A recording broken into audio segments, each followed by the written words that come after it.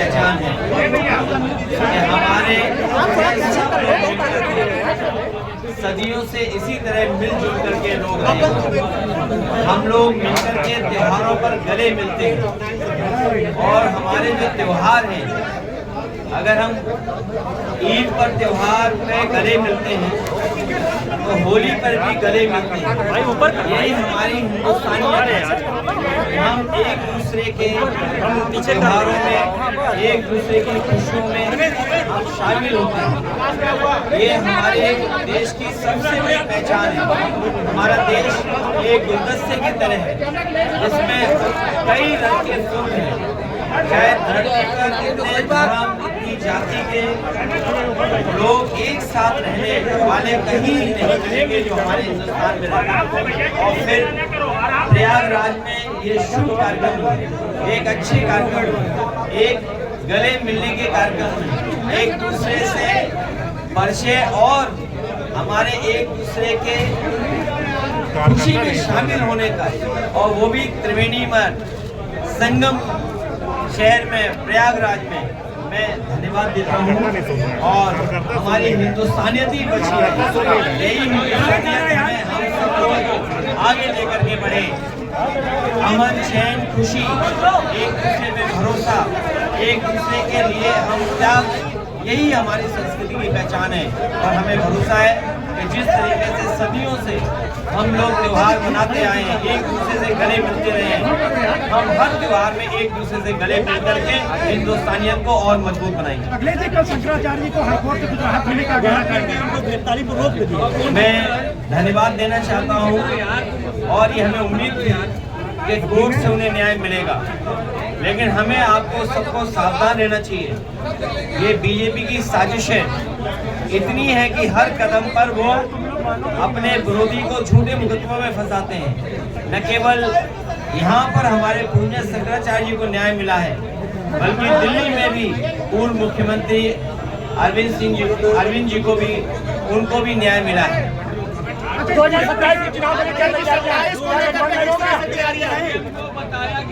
2027 में समाजवादी पार्टी की और पीडीए की सरकार बनने जा रही है।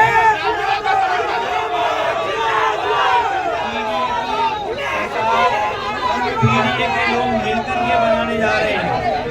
पीडीए के लोग, पीडीए की सरकार और सामाजिक न्याय के रास्ते को अपनाते हुए, सामाजिक न्याय के रास्ते को अपना करके सामाजिक न्याय के राज की स्थापना के लिए पीडीए सरकार हम लोग बनाने जा रहे हैं।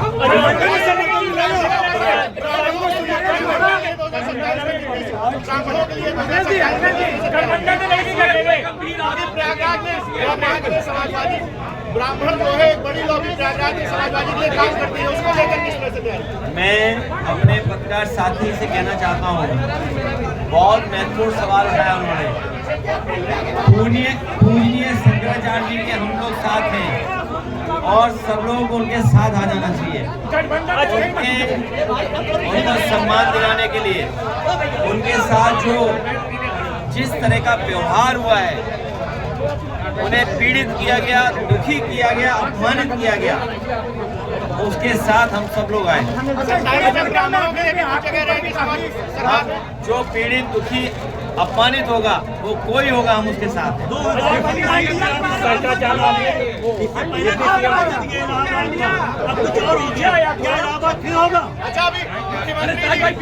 प्रयागराज, इलाहाबाद, त्रिवेणी संगम, हम इतिहास बना सकते हैं।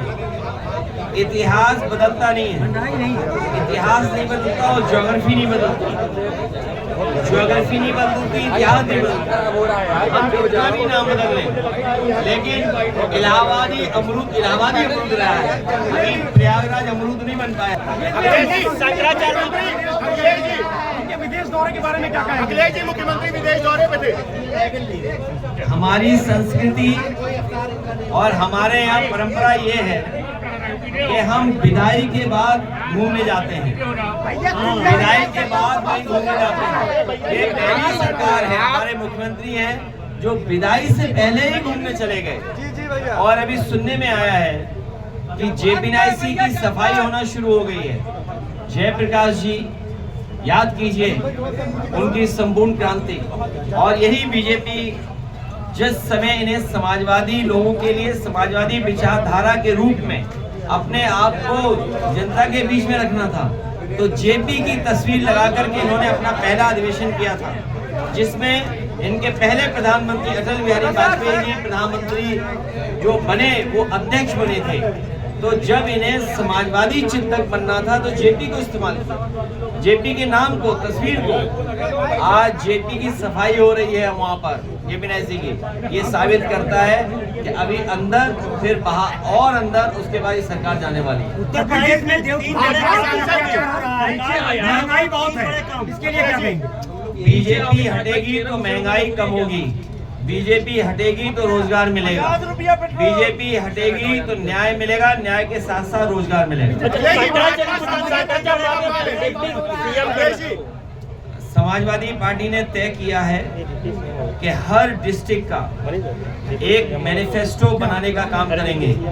प्रयागराज में लगभग 60,000 करोड़ रुपया खर्च किया है। ये कम पैसा बता रहा हूँ मैं, लेकिन अगर 10 साल का हिसाब किताब लगाओगे तो प्रयागराज में 10 साल में 60,000 करोड़ से ज्यादा पैसा खर्च हुआ है इसके इंफ्रास्ट्रक्चर के लिए, यहाँ के पानी के लिए, यहाँ की सड़कों के लिए, यहाँ के पुल के लिए, यहाँ की बिजली के इंतजाम के लिए, यहाँ के स्वास्थ्य की व्यवस्था के लिए, यहाँ की पुलिस के लिए, हाई कोर्ट के लिए। लेकिन उसके बावजूद भी प्रयागराज जो अंतर्राष्ट्रीय स्तर पर, जहाँ अंतर्राष्ट्रीय स्तर के लोग आते हैं, लेकिन यहाँ पर लूट हुई, बेईमानी हुई, लेकिन प्रयागराज का इंफ्रास्ट्रक्चर बेहतर नहीं हुआ।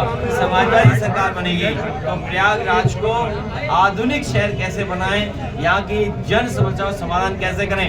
60,000 करोड़ खर्च करने के बाद भी जाम लगता है प्रयागराज में, 60,000 करोड़ खर्च करने के बाद भी इलाज नहीं है।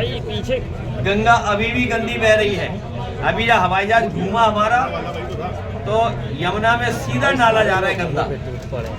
ये तो एक मैंने देखा, यहाँ के पत्रकार साथियों ने तो सब नाले गंदे वाले देखे होंगे।